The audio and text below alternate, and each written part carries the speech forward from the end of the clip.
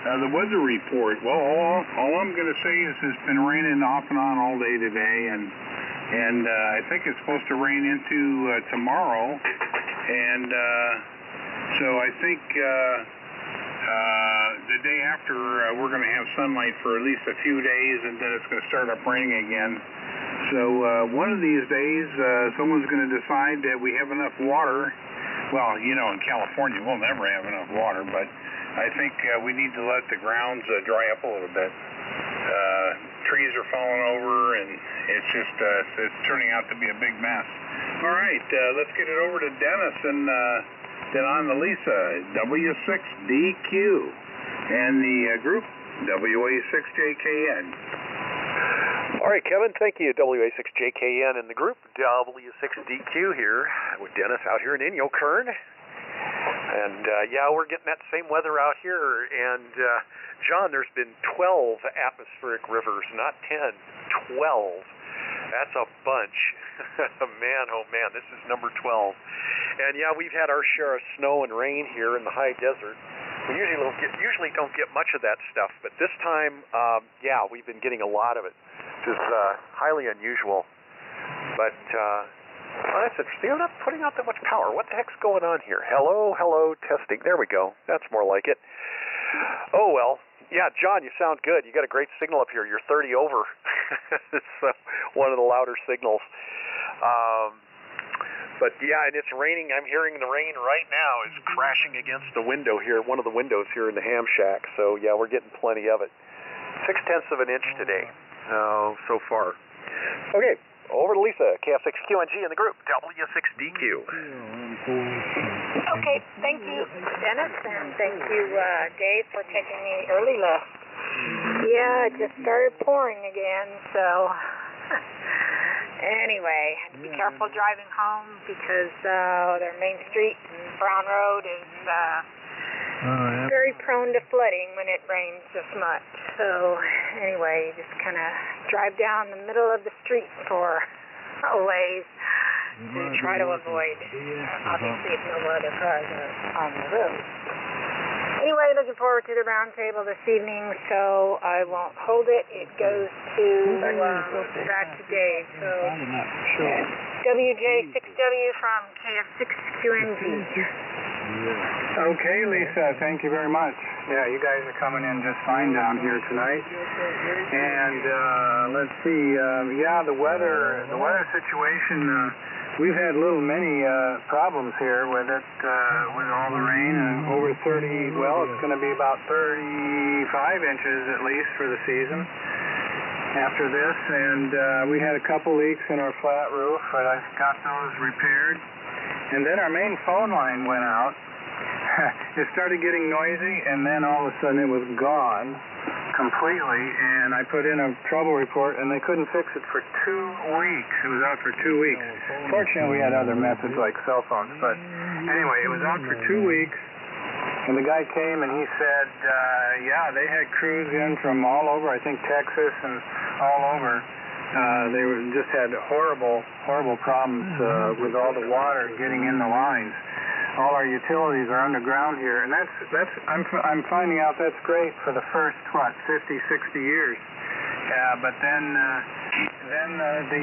the wiring goes bad underground too. We've had power problems related, I'm sure, to weather and deteriorating lines. Anyway, we've got the phone back working again.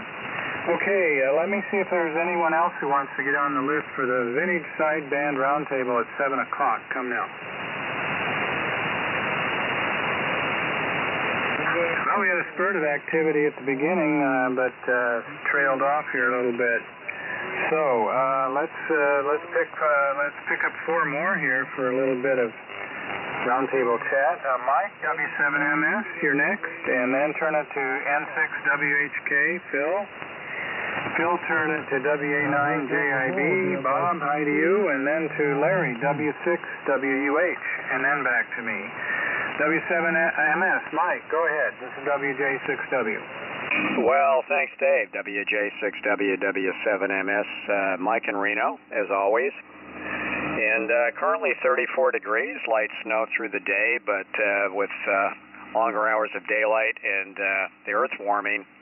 No real snow accumulation, so that's fine. I think about 5/100 of an inch in the rain gauge. So nothing exciting, just same-o, and we can all grouse about the weather, can't we? But that's okay. So let's get the weather report from Phil and see what's happening at his location. N6 WHK W7MS. W7MS, November 6, Whiskey Hotel Kilo. Well, same thing here. We got a lot of rain this morning up to about 3 o'clock, and it knocked off then. And now the one thing I have is wind.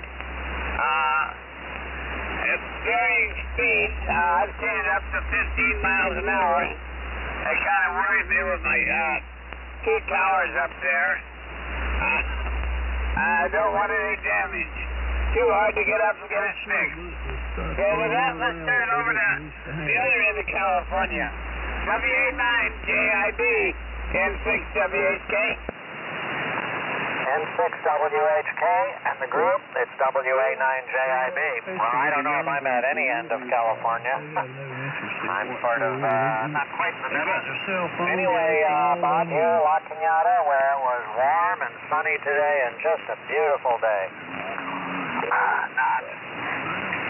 JIB got a free antenna wash today, so it's been raining lightly most of the day until I wanted to go out and get the mail. Then, of course, it started pouring. And, yeah, it was really coming down pretty good, just like a half an hour ago or 40 minutes ago. And also with a lot of wind, too. So, you know, the windows are all under awnings, but they're all wet on the outside from blowing wind and stuff. Anyway, I don't see any major problems so far. Antenna's loading up fine, so I assume it's still up there as it's supposed to be. And as far as I know, everything's okay. And signals are quite good tonight, so that's all good. Okay, now we will go to another end of California. W6WUH, WA9JIB. Okay, Bob. Let me turn off the radio.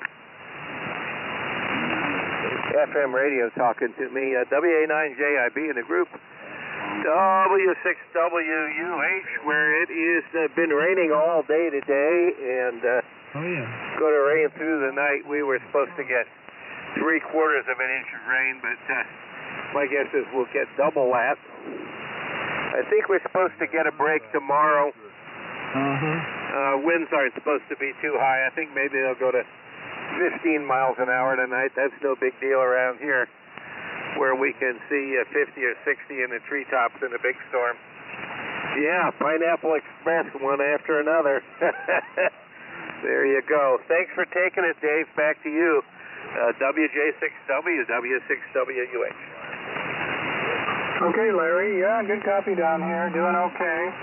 And good you're keeping dry there. And yeah, the rain predictions have been off. They've been under-predicting the rain numbers, you know, the precipitation amounts this year. And well, it's all good for since we've had such bad winters, dry winters for so long. So anyway, very good. Let's see who else might be out there and wants to get on the Vintage Sideband Roundtable. It starts at 7. Come now. N4DLA. Okay, Matthew. You're down here. N4DLA. We copy you. And anybody else? KK6IRZ. Yeah, KK6IRZ. We got you down. Good strong signal. Let's see. Anyone else who wants to get on the list? Okay, we'll take you last 4 there, and then continue on. Let's see, WB6ENB, if you'll take one, and then turn it to K2RP, that's Ron, K2RP, and then to N4DLA, and after that, KK6IRZ, and then back to me. WB6ENB, go ahead, Joe.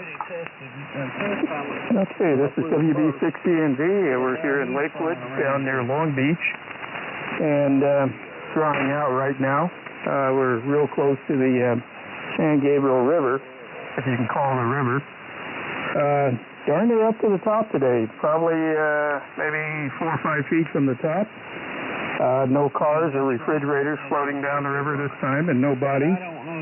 So I think we're doing pretty good. We're hopefully drying out, and hopefully the wind will die down, give the antenna a little rest from whipping all about. Other than that, I think we'll be in good shape. I got a little white clouds and sunshine popping through here, and hope that gives us a little dry out before the next rainstorm comes around. Okay, I'll turn it over to K2RP. This is WV6ENV. What's going on?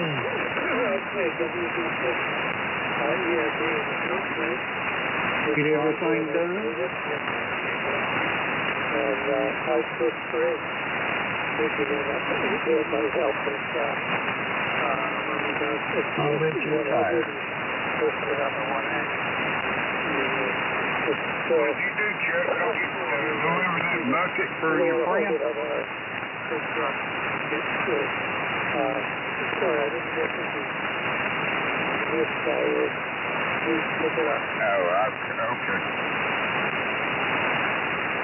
Yeah, Matthew, N4DLA, it's your turn. Yeah, thanks. I could not copy K2RP, relayed by WA9JIB. This is Matthew, November 4 Delta Lima Alpha in Orinda, and hey, it's Tuesday, so that's Vintage Sideband Roundtable Day, but it also means Power Outage Day. Last week, our star was WA6JKN, Kevin, in Gilroy. His power was out. Oh, this week it's N4DLA. His power's been out over 3 hours. And knowing the power company, which I'm not mentioning by name because I don't want to get cited for using bad language, it'll probably still be off tomorrow. So I'm on emergency power. Got one of the bi-anno packs. Got a brand new big one I got for the rest of the things we need to charge up or whatever. I got a Pacificon last year. So that's the story here. So it's Tuesday, the power's out. Hopefully KK6JTN's, or hopefully WA6JKN's power's back on if he's listening. Good night. So over to KK6IRZ. This is N4DLA. This is Matthew in Orinda with emergency power. All right, Matthew. And good evening to everybody. Hearing everybody quite well, at least so far. So we'll see how that continues on. Hopefully you're hearing me okay. My call is Kilo 6 India Romeo Zulu. And the name is Jeff in Chino, California. And oh boy, we've been getting nothing but rain. Rain, all kinds of rain here in Chino. So I'm glad to see it. It's been nice and it's interesting for a change. But the joke is over. We can go back to Southern California anytime. At least that's kind of where I'm at.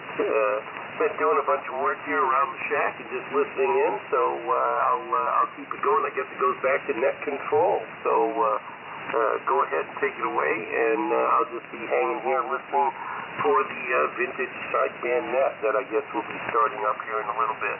This is KK6IRZ. Okay, Jeff, this is WJ6W, and I'm taking the release Dave here in Tarzana.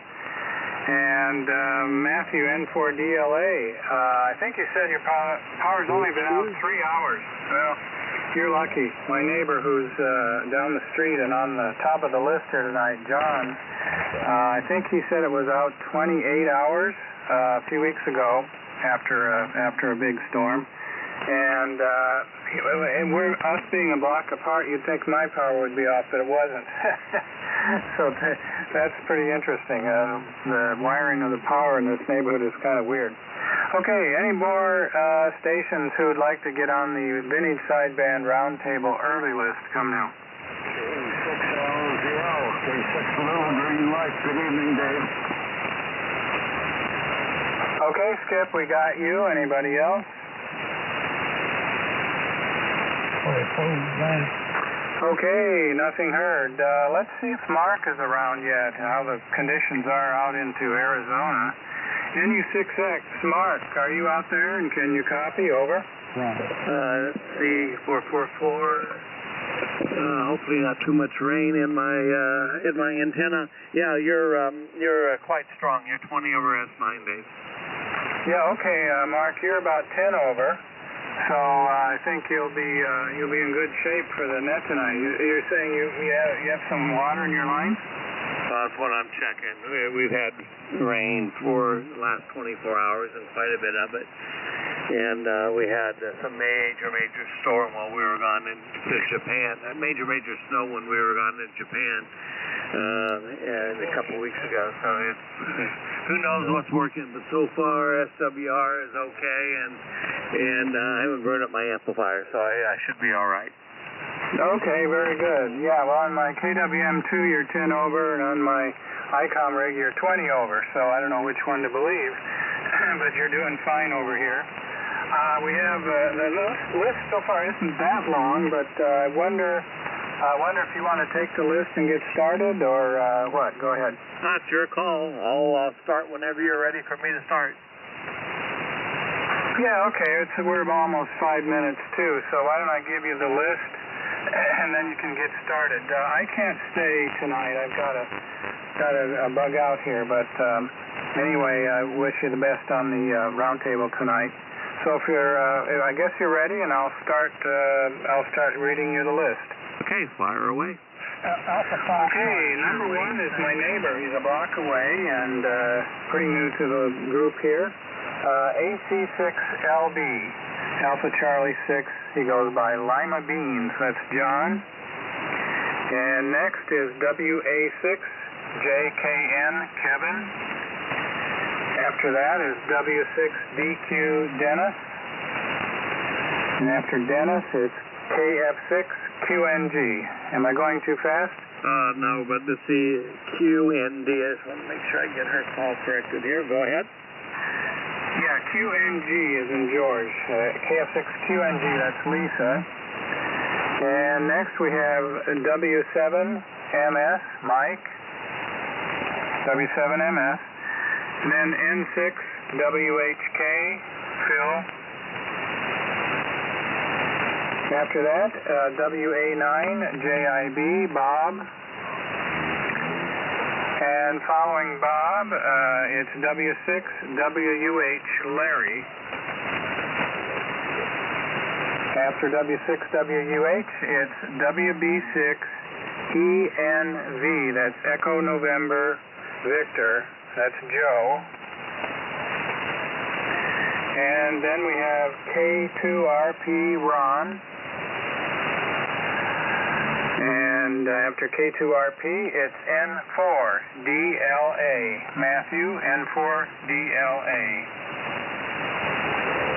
After Matthew, it's KK6IRZ, Jeff.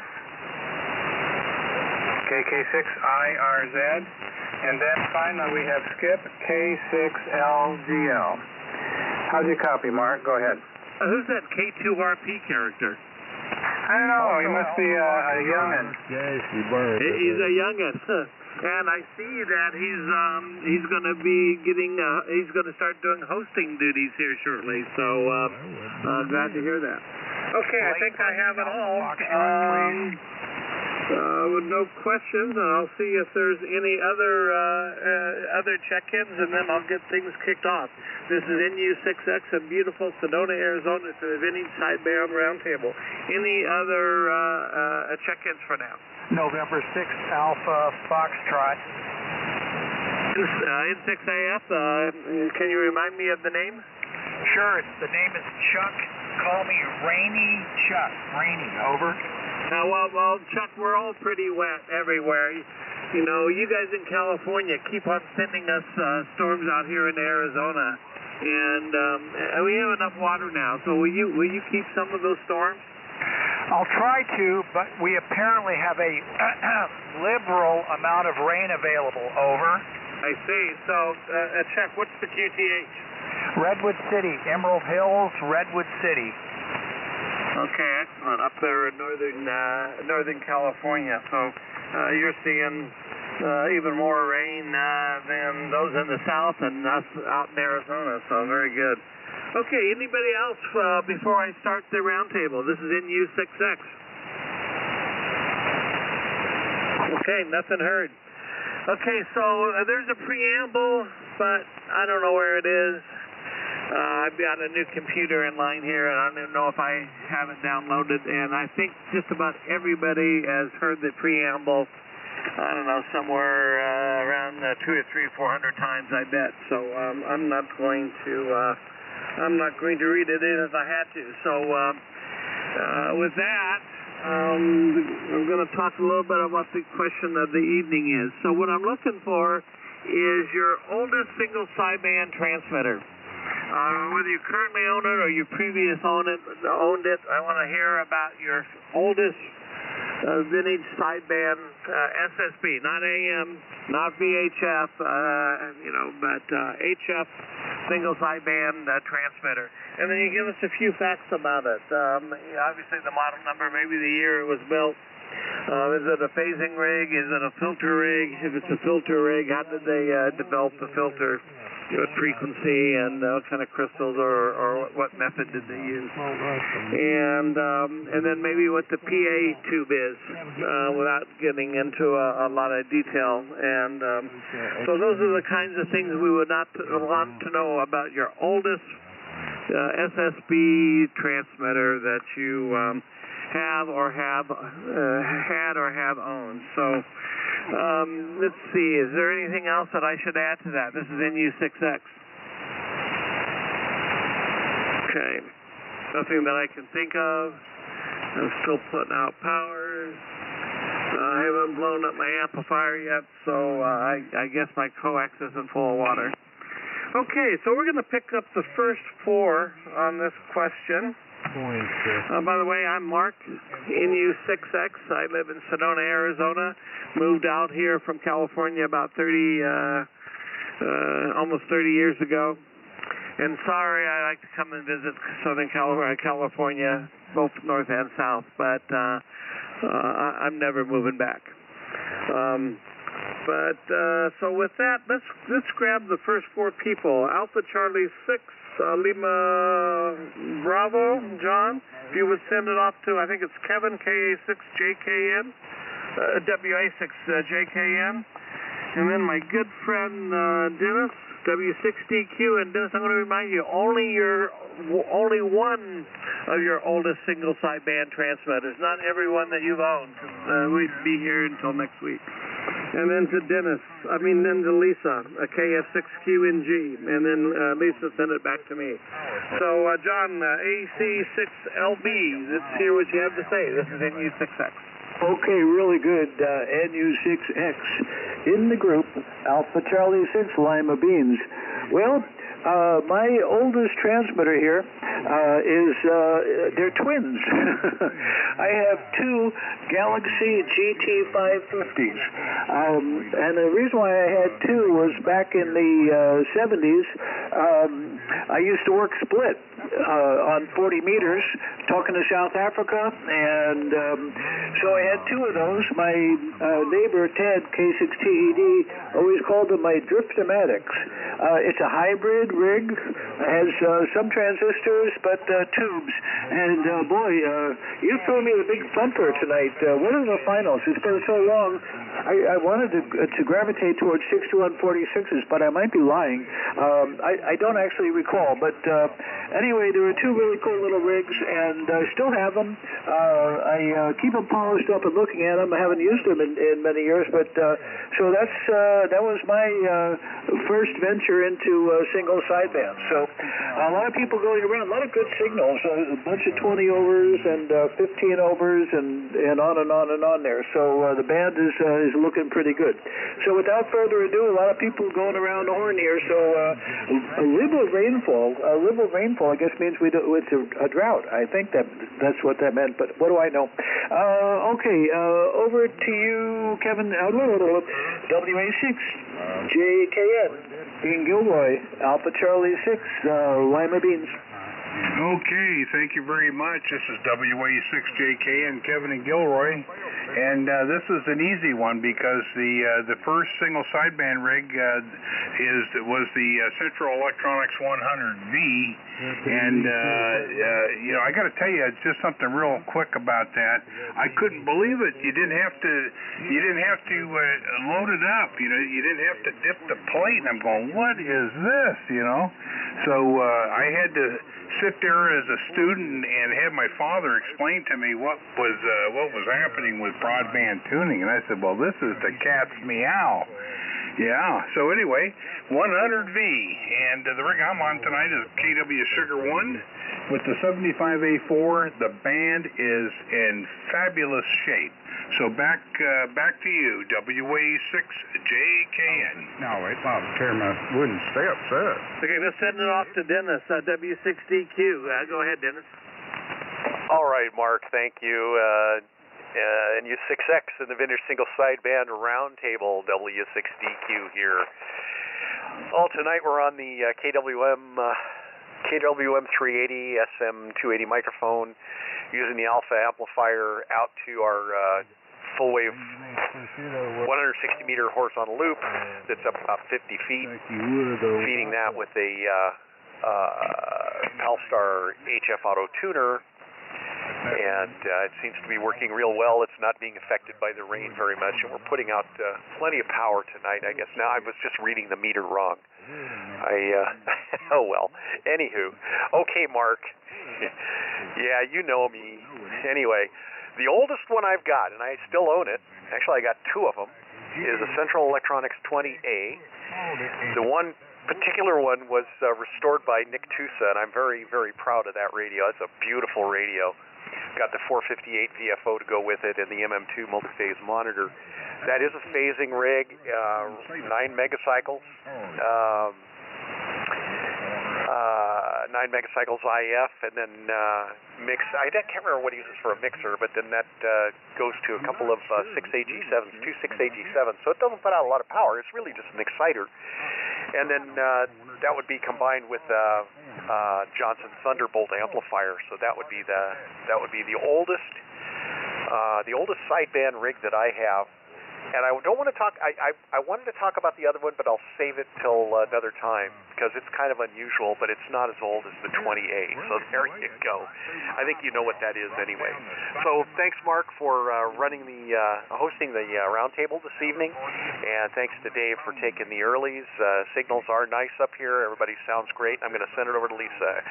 So KF6QNG and the Vintage Single Sideband Roundtable, W6DQ. Okay, thank you, Dennis, and thank you, Mark, for taking the roundtable this evening. Well, I don't have an answer for the question, so my answer will be quick.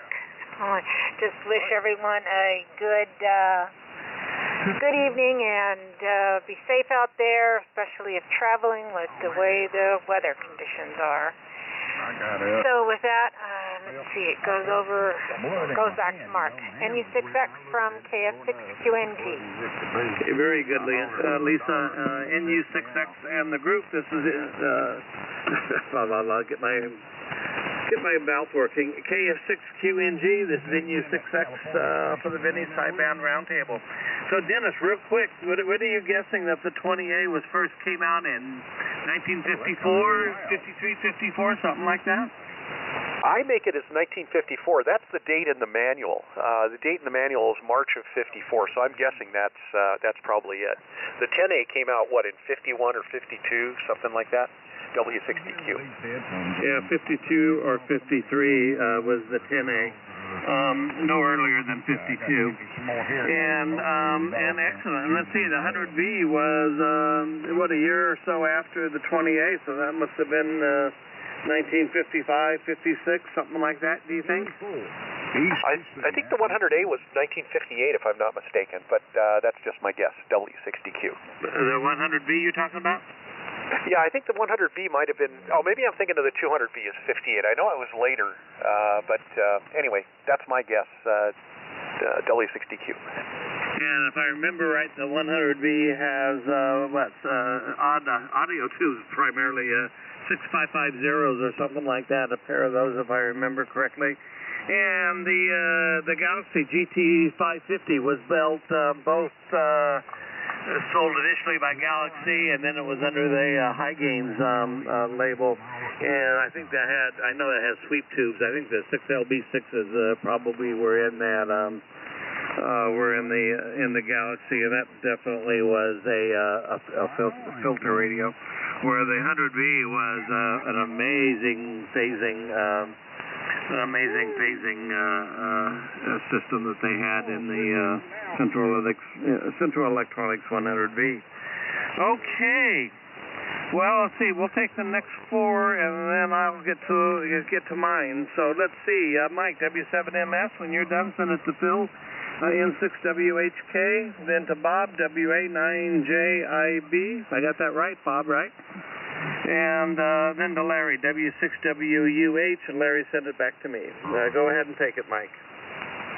Well, thank you, Mark. NU6X, W7MS, of course, Mike in Reno. Good reception from all. Great signals tonight. Band is relatively quiet, and so far very little interdiction from the southeast U.S., so it's a really good operating evening here for the vintage sideband net. So this evening, running the KWS 175 or 75A4 combination. And my oldest transmitter, and we're going to have a little disagreement on date of introduction or year of introduction, that's the Central Electronics 10A. Which has been featured on this net and also elicited some comments from 3900, as I recall. But those are the eggshells we all walk on if we're running a phasing rig with, by today's standards, relatively poor sideband suppression. But that's the brakes on that. Nick Tusa, in his book, has an introduction date as a kit of mid-1951 for the 10A. I've always thought 1953, but I'm not going to disagree with the author of Wes Shum, Amateur Radio's Unsung Hero, since Wes was a personal friend of Nick. So we'll go mid-1951 for the 10A. And I think you and Mark have covered all the accessories and the lineage. You didn't cover the 200V, but maybe that's coming up in the next round. But got all that junk, but we'll stick to the 10A. So with that, let's see what's happening with Phil, N6 WHK W7MS. W7MS, November 6th Whiskey Hotel Kilo. Well, I think my oldest rig I have here is a heat kit. I'm glad you did too. HW12. Running a 6TE6 is the tubes in it. If I remember correctly from replacing them. It's been quite a while. And I can't tell you the vintage on it, but I know it's a lot older than my Swan 350 Delta that I'm running. And see you, buddy. So that's the operating system here.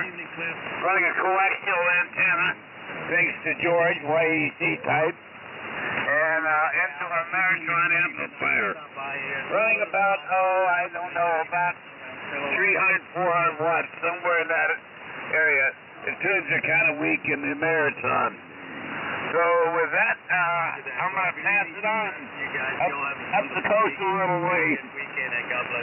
WA9JIB, N6WHK. Okay, Phil. Yeah, you got me better pegged on the map there this time. N6WHK, WA9JIB again, sending from rainy La Cañada, California. Tonight I'm on the Yaesu Fox Tango 101 Echo. It was really, when I turned the radio on, it was really coming down, and I thought, well, if I got to shut things down quick, it's easier on this station than on the Helicrester station. So here I am on the Yaesu tonight. And barefoot, the antenna's a dipole hanging off a 35-foot mast. Roger that. So, yeah, I'm leaving on the radio. I can't lose track of what I'm doing. You know, for many years I ran, as a teenager, and here I ran an H237 phasing rig, which I think probably from around 1960, I'm not sure exactly.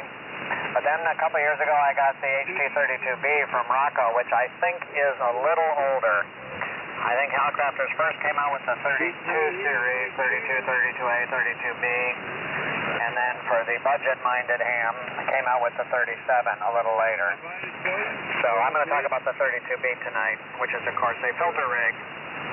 And let's see, page 1 of the manual says, stable quartz crystal sideband filter, operating at 5 megacycles. I think it's really 4.95. So I was trying to look at the block diagram and trace out I was going to get to the schematic to see if I could say something a little more detailed about it, but didn't have enough time. But anyway, so it generates the sidebands right at 4.95. For upper sideband, it mixes them with a 4.05 to get the sum to get up to 9 megacycles where the VFO operates. And for lower sideband, it mixes it with a 13.95 megacycle oscillator to get the difference to get basically into the range of the VFO, which is at 9 megacycles. Hopefully I got that right. Yeah, I know the 37 does that, and I'm assuming the 32 does exactly the same thing. And then, of course, mixed to get to whichever of the 80, 40, 20, 15, or 10 meter bands are selected. So that's the mixing and filtering scheme for the 32B. The power amp is a pair of 6146s, one of my very favorite tubes. Most rigs I've owned have had those, and it doesn't hurt to have a box with about 25 spares in it in my utility room. So I will never run out of 6146s, and a very, very good tube. So and then onto a Pi network and out to the antenna. So that's the toys here for my oldest sideband rig. Up to Larry, W6WUH, WA9JIB. Okay, very good, Bob. WA9JIB, W6WUH, SF200 on the SB200 tonight. Well, I'm sitting here looking in Gene Rippon's transmitter, tube-type transmitter book, which is generally pretty accurate. And it gives the introduction date for the 100V as 1959, and the finals for the GT550 as 6LB, Lima Bravo 6 sweep tubes. I knew it was some kind of sweep tube. So my oldest sideband transmitter is not SSB, but DSB-SC, double sideband suppressed carrier, 1958 globe sideband of the DSB-100, which is basically a giant high-level ballast mixer. Uses a pair of 6 DQ5s in push-push. The plates are connected in parallel, and the grids are driven in push-pull by, or the screens actually, are driven in push-pull by a little output, push-pull audio output transformer. So the grids are alternately driven, and that cancels out the carrier, and it transmits one sideband and then the other. And so that's it. 1958. That's the oldest one here. And then the Eldeco Reliance Twins are circa 1960. So that's the story here. And I guess it goes back to NU6X. You probably can't hear me. W6WUH. No, I'm hearing you okay, Larry. Not real strong, but strong enough. And that was the WRL DSB-100. Is that correct? Roger. Yeah. I should put on the air one of these days, and see if it works. So going back to you, Mike. I guess we can't argue with Nick. on the first date of the CE-10A, but I have to question whether it was really out in production in 1951. Because when was the article that came out in GE, whatever that little magazine, that first SSB 80-meter transmitter? Wasn't that in March of 1950, something like that? Yeah, that was the SSB Junior. Yeah, but I'm just going to attribute the introduction date to mid-1951 because, you know, you've got to have my belief system tells me that Nick's right, W7MS. Yeah, I'm sure that he is, and I mean, I know that the article came out first, and then West Shulman got the rights to use that design, at least carrier, the phasing portion of it in his 10A that he was building out of garages, and he was hopping around, going to different ham radio club meetings and that kind of stuff, and taking orders for his Central Electronics 10A, which later became 10B. And I guess in a pretty short period of time, he was renting every garage in the neighborhood, and had a bunch of the women putting him together, in the neighborhood women soldering him and putting him together. And so, anyway, a very, very interesting story. And excellent fill on the HW12. It had to be somewhere in the early 60s.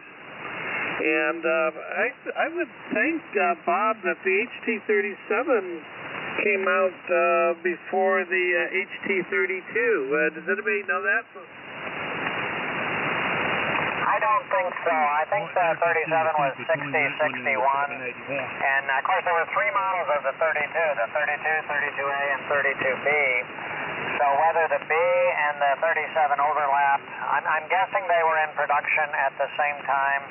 But I'm not 100% sure, Mark. Yeah, okay, well, I don't know. We'll have to look that up, because I thought the HT32 was out at the same time that the SX115 was available, and, that was a little bit later technology. But I don't know. I'll have to look that up. And let's see, and then very good on the double sideband radio. That's an interesting radio, how they suppress the carrier. And back in the time of the day, it was a very inexpensive transmitter. So the one I was going to talk about is a company called Elenco, E-L-E-N-C-O. It was founded by W9OHN. And basically, it was the transmitters that he had, and he actually had three of them. And one of them was a real early box that I've never seen before. A little tiny box that you had to, I can't remember the details on it, but I found the box, and it had to have predated the SS75. And the SS75 was a very interesting transmitter. First of all, it definitely was a filter using the old tank crystals from the World War II.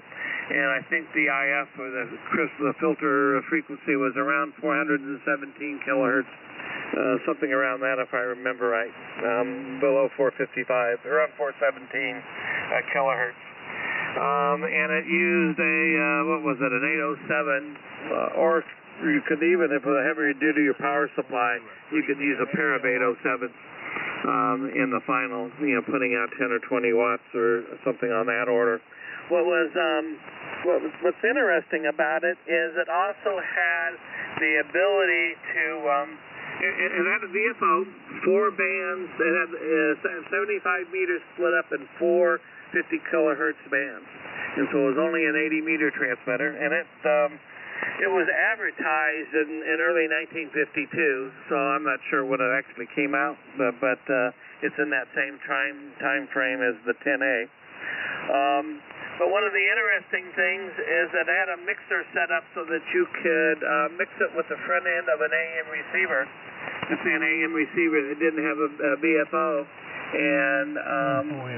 when she got everything calibrated and set up right, it would kind of follow the VFO of the transmitter, and that was a very interesting concept. I don't think it was very popular, but it was pretty unique.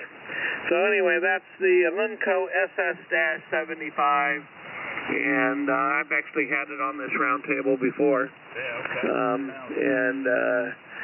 so it was a fun radio. Then they came out with the SS-77, which I have one of those to restore some century. We'll have to see. So that's my scoop on my what I think is probably my oldest sideband transmitter. But if the 10A is older, then I'll claim that as well. Anyhow, with that, let's pick up the next four for the Vinny's Roundtable, and then after I do that, I'll see if we have more check-ins and pick up the remainder of the group. So let's see, it goes to WB6ENV, Joe. Joe, if you would send it to K2RP. Ron, when you're done, if you would send it to Matthew, N4DLA, Nancy Lima Alpha, N4DLA. And then it, let's see. If I can count, then it goes to KK6IRZ, and not too far away from me in Chino. So with that, go ahead and take it, Joe. WB6ENV, this is NU6X. Okay, this is WB6ENV. Not running a vintage rig here. We're running state-of-the-art equipment, but used to work a lot of vintage equipment, mostly in the military, PWM-2As, and a lot of the older Collins equipment. But a lot of that equipment was sort of government rated. We used a lot of URT-23s by General Dynamics and a lot of early Rockwell equipment. In the 60s, built in the 1967-68 time frame. And it was all single sideband or independent sideband. So my work in the Air Force was radio operations and digital communications, and at that time, digital, what they referred to as teletype back then. And at that time, they used to do a lot of transmissions, data transmissions, or teletype transmissions. So we would use FSK and later on AFSK. So I guess my story is pretty short on that. And of course, with the government, you get to use the best equipment that the taxpayers' money can buy there. So. That's pretty. I'll keep it pretty short on that. I'll turn it over to K2RP. This is WB6ENV.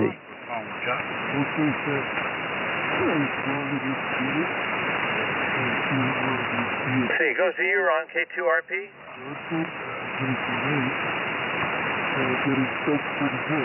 Is anybody hearing Ron, K2RP? This is NU6X. Yeah, Mark, I think I'm hearing him, but he sounds very weak and distorted, W6DQ. Yeah, I don't hear anything. It's pretty strong here in Tarzana. We hear him in San Diego, JUF. He's going away there, but you can't hear him.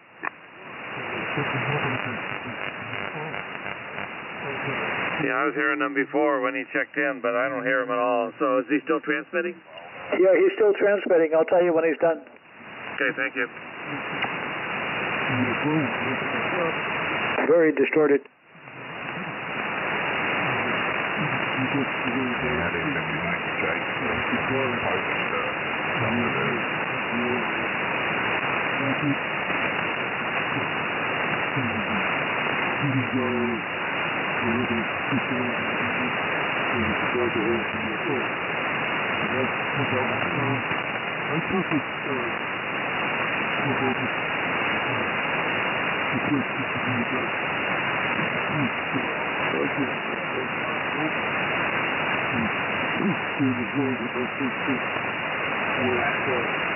Okay,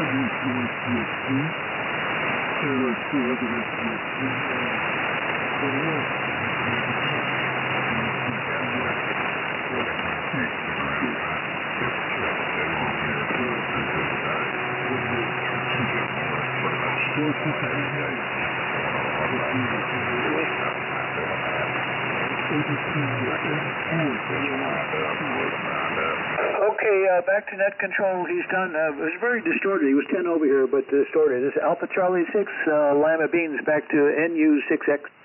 Okay, well, let me send it to the next station, Matthew, which I wasn't copying him at all, but I did copy Ron at the very end. But let's see, it goes off to Matthew, N4DLA, and give us your QTH if you would. Yeah, sure. This is Matthew, N4DLA, and it's Tuesday, so it's emergency power day because the power company cut the entire city off, it seems. Name is Matthew in the city of Orinda, California. Oscar, Romeo, India, November, Delta, Alpha, California, about 15 miles east of San Francisco. And I'm in violation tonight of protocol. I'm using my ICOM 706 Mark II-G, running about 80 watts. It is a solid dipole running from inside the house instead of the shack, so that's the easiest way for me to set up emergency power with my Biano battery is here. I just didn't want to be up in the shack with tree branches falling everywhere and other crazy stuff. So my oldest single sideband transmitter is my Ten-Tech Argonaut and its companion 405 linear amplifier, which is 50 watts out. The Argonaut's about 2 to 3 watts out. And I bought that new in May of 1977 when I was 15 years old from Whiskey 3 Whiskey Uniform George, who ran a little one-person ham radio store in Wheaton, Maryland called ISCO. And he told me since I was 15 years old, the solid-state stuff is going to be hot. You don't want to mess with tube stuff because that's going away. And besides, the receiver in that Argonaut's as quiet as my Collins S line. So, and I still have it, still use it. Was using it in the Novice Rig Roundup last week, and I can't get the manual. It's up in the shack, so I know it has three MOSFETs for the finals. So, and it's 1977 vintage, but it's a very, very sentimental rig. I'm glad I've held on to it all these years. It works great. Just needed a little deoxit treatment a few years ago when I had some receiver issues. So, but everybody stay safe out there so you don't end up on emergency power. I know Kevin at A6JKN was in that situation last week. Well, this week is me. So, stay safe out there. Winds let up a little bit, but the rain's still coming down. So, over to Jeff, KK6IRZ from N4DLA.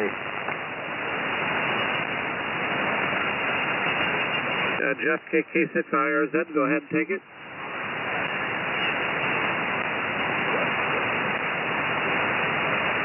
I may not hear him because he's pretty close to me. KK6IRZ, are you there? IRZ, you're up. I heard him pre-net. He was 20. Anybody hearing him? N4DLA. Negative in Santa Monica. Okay.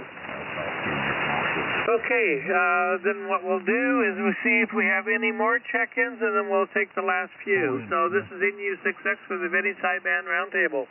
Do we have anybody else out there? K6LK. India 7 Whiskey Quebec Hotel. K6LK. K6LK, got you, Bill. And who was it right before that? Can't read my WQH or something like that? Kilo India 7 Whiskey Quebec Hotel. Okay, what was the prefix again? KI7, Kilo India 7. Okay, KI7WQH. And we got K6LK. Bill, a little bit weak, Bill, but I should be able to pull you out. Anybody else? Quick info. WA6JUS. That's John, isn't it? Yes. What was that? Correct. Boy, that's not too bad for my memory. Let's see, and anybody else? This is NU6X. Info, please. Info, go ahead. Yeah, Mark, it's Bob, WA9JIB. Since the question came up, I did go check in the Chuck Dutchess book on his authority, not mine. So the basic HT32 was 1957-58. The 32A was 58-59. The 32B was 1960 through 64. And then HT37 was 59 through 62. So there was some overlap between the 32B and the 37. I don't know which. I have one of each. I don't know which of mine is older. I assumed it was the 32B. I could be wrong or I could be right. It would take moving some heavy stuff to look at serial numbers, and I ain't going to work that hard tonight. Back to you. Oh, very good. It's just interesting that the HT37 that they came out with that after the HT32. I'm kind of surprised why they did that. But anyway, I know the radio as well. Okay, let's go and pick up the 1, 2, 3, 4, 5, the last 5 people, and then I'll see if there's any other check-ins. So it goes to K6LGL, after that to Chuck N6AF, then to, I'm having trouble, KI7WUH was it? And then to K6LK, K6LK is Bill, and then last is WA6JUS, and then John sent it back to me. So go ahead and take it, Skip. This is NU6X for the Vinny Sideband Roundtable. And Skip, we're keeping it to Sideband HF radios, okay? Okay, unfortunately, I'll tell you the story there. NU6X of the Vinny Sideband SK6LGL. Well, when I retired in 94 from aerospace engineering, I decided to get back on the low band. Prior to that, I was in VHF, UHF, and microwave by choice. Remember, I started in cycle 19, which was very much fun. Did not answer the question. Just can't do it. And trying to build a mixer to put it on 6 meters using a 6146, a mixer driver. And then I decided that I'll try a different approach. So the first was probably the 10A, which is that, and that was about 1957, early 58. Actual transmitter that I used on sideband was the Gunset Sidewinder with a 6316. The final running allowed roughly about 10 watts.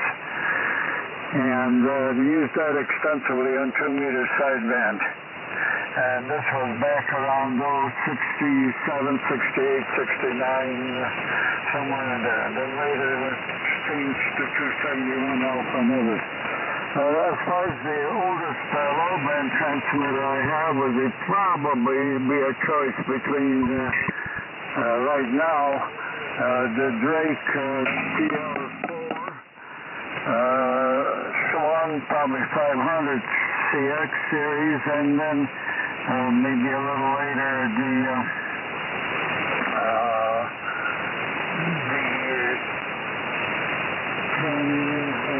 110X, which was a solid state radio put out by the later Swan configuration there. So, it's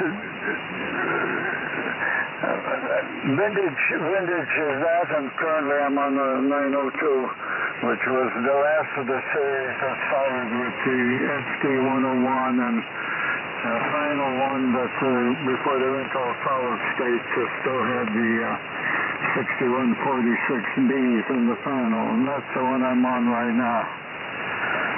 So it was by choice that I decided to come back to low band. So, back in the late 50s and 60s, my activity was way way above 30 megahertz, so 6 meters on up. But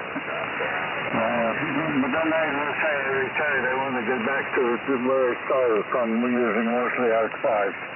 Okay, over to you, Chuck, N6AF, K6LGL. All right, very good. Let me see if I can... okay, great. All right, good evening, everybody. November 6 Alpha Fox. And I'll keep all the extraneous stuff to a minimum, but when I first checked in late, I was running the part of the house off of a portable generator. The power was out, and I was ready for another long-haul emergency operations here with my K3 on the deep cycle marine cell. We lost power last week for 60 hours. That's 60 hours. So anyway, the power came back on, but I'm still on the K3. And as a tribute to the answer to this evening's question, I broadened it up to about 3.3 kilohertz effective audio bandwidth. So I have a pair of HT37, and the other gentleman was correct. The production years were 59 to 62, and the HT37 uses the phasing method, and it is renowned for its mellow, good sounding audio, and I think part of that is attributed to the relatively easy skirt roll-off on the effective audio filtering, and uses a pair of 6146 for the final. And one of the unique things about the HT37 and perhaps any phasing type older radio is that you can also run double sideband suppressed carrier, which nobody would do, or of course lower and upper sideband, or you can inject as much carrier as you want up until and beyond, I suppose, the point at which you're running 100% AM. In other words, double sideband with carrier, where your PEP power would be 6 dB or, linearly speaking, 4 times higher than your carrier power. But anyway, a really neat radio. And gosh, it was only $495 in 1960, which today would be about $5,000 due to what I call fetid dollars. That's Powell speak for inflation, but I'm not going to get political here. The nation's been guilty of that forever. So anyway, that's $500 in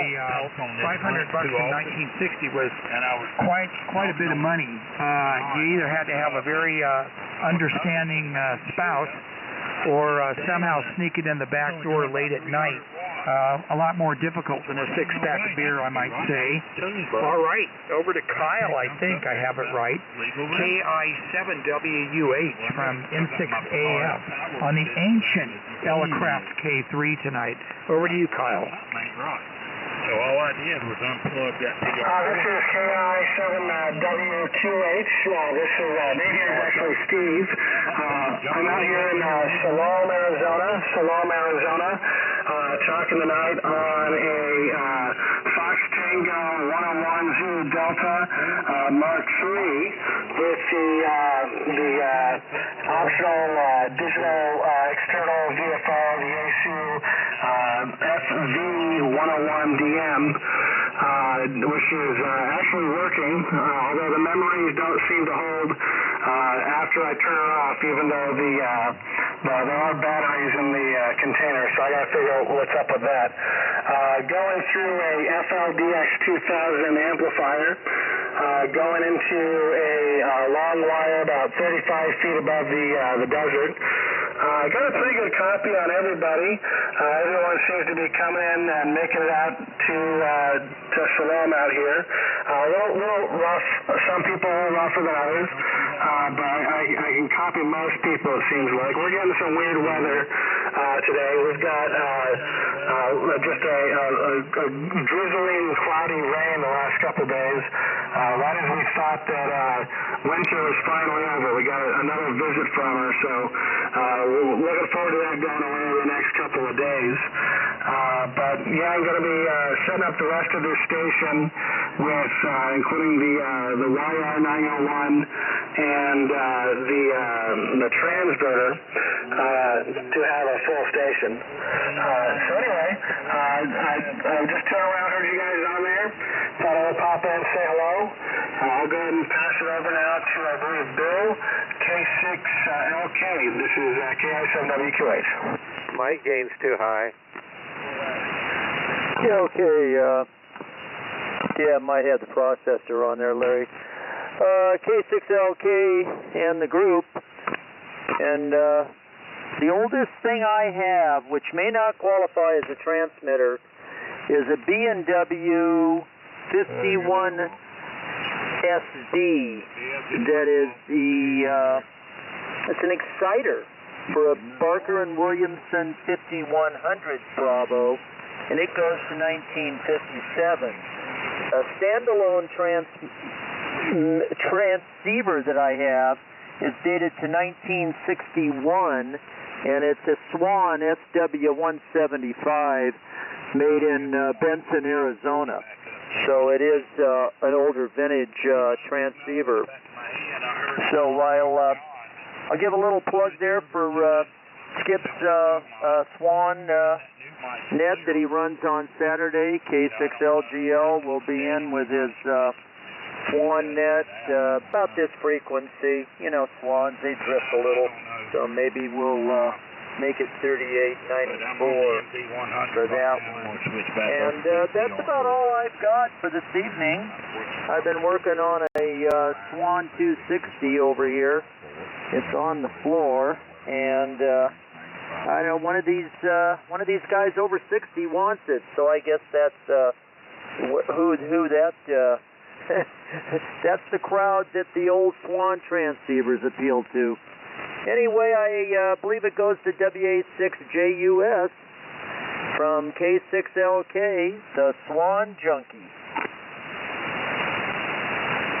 Great.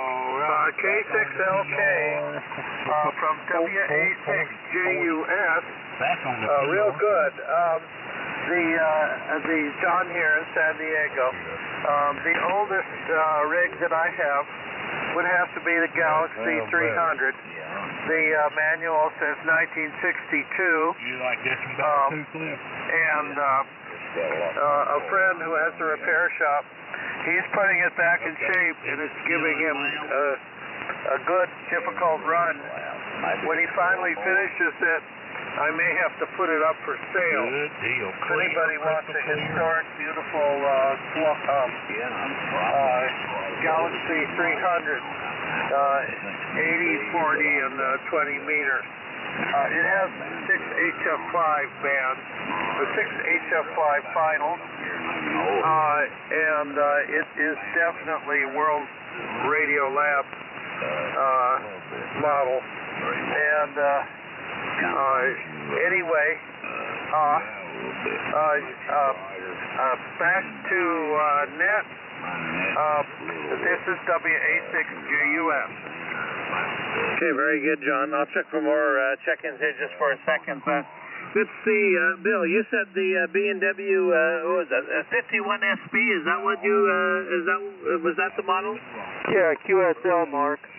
Yeah, it's a sideband adapter for the 5100. And, you know, I have one of those, but I've never operated it.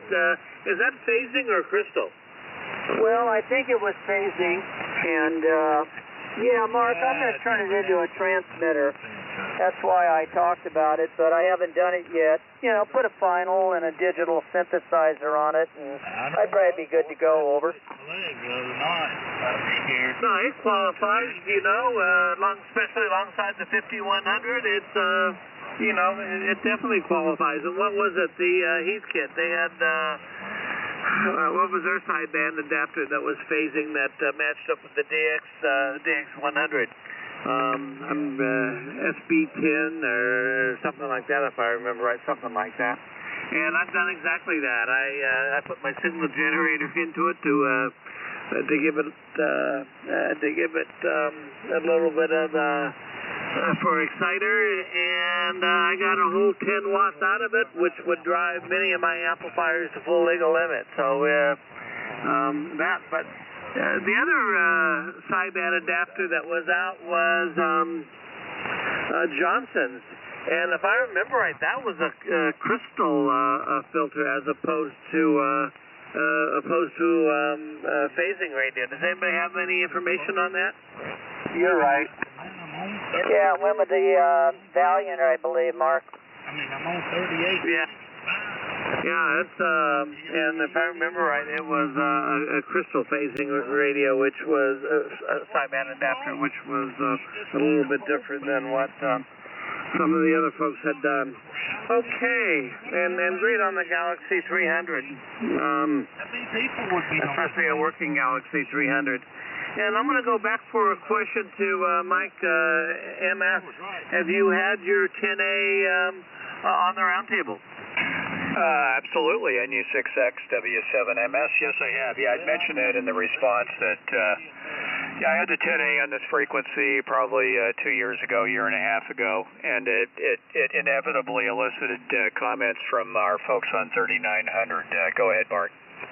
Well, back a number of years ago when Nick Tusa and Wes showed me, they had the Central Electronics thing back in Tennessee, I brought back with me my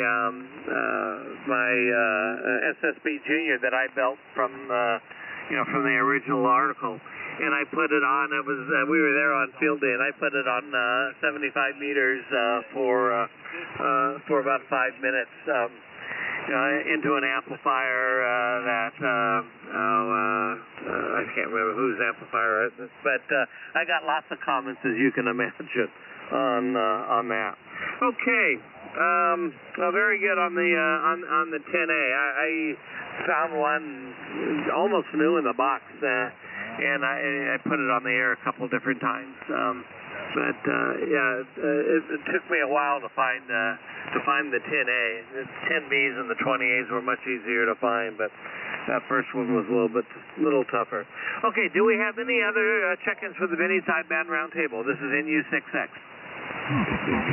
So interesting that X4 came out after the 75 that you talked about, which is such an interesting rig.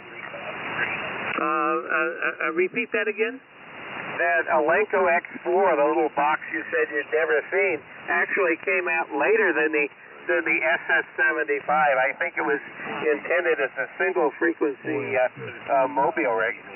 Oh, okay.